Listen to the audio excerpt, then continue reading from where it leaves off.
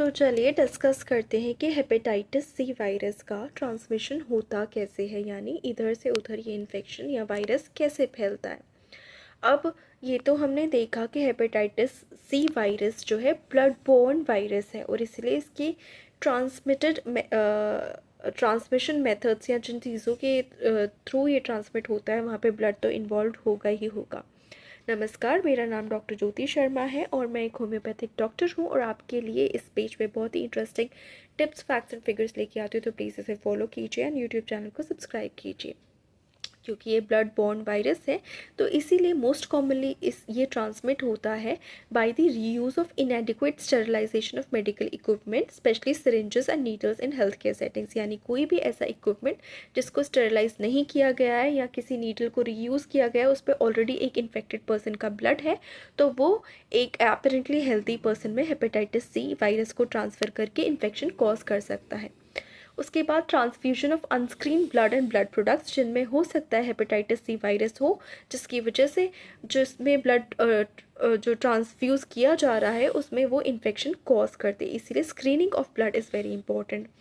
उसके बाद injecting drug use through sharing of injection equipment, again जो जहाँ पे ड्रग डूअर्स होते हैं वहाँ पे यदि नीडल्स शेयर हो रही हैं और वहाँ पे कोई भी हेपेटाइटिस सी से इन्फेक्टेड है तो ये इन्फेक्शन जो है फैल सकता है।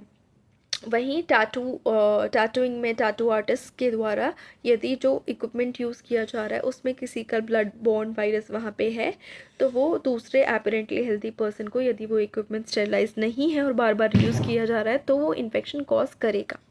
उसके बाद hepatitis C virus can pass from an infected mother to her baby, क्योंकि वहाँ पे ब्लड का जो है एक्सचेंज होता ही है, especially when the baby is born. और उसके बाद वाया सेक्शुअल प्रैक्टिसेस से भी ये एक दूसरे को इन्फेक्ट कर सकता है, that lead to exposure to blood. यानी कहीं भी सेक्शुअल प्रैक्टिस में ब्लड इन्वॉल्व है वहाँ ये इन्फेक्शन ट्रांसमिट हो सकता है। एग्जाम्पल के तौर पर people with multiple sexual partners and among men who have sex with main, ये इन्फेक्शन ट्रांसमिट हो सकता है, लेकिन ये modes of transmission less common माने गए हैं। हेपेटाइटिस सी वायरस कहाँ से स्प्रेड नहीं होता?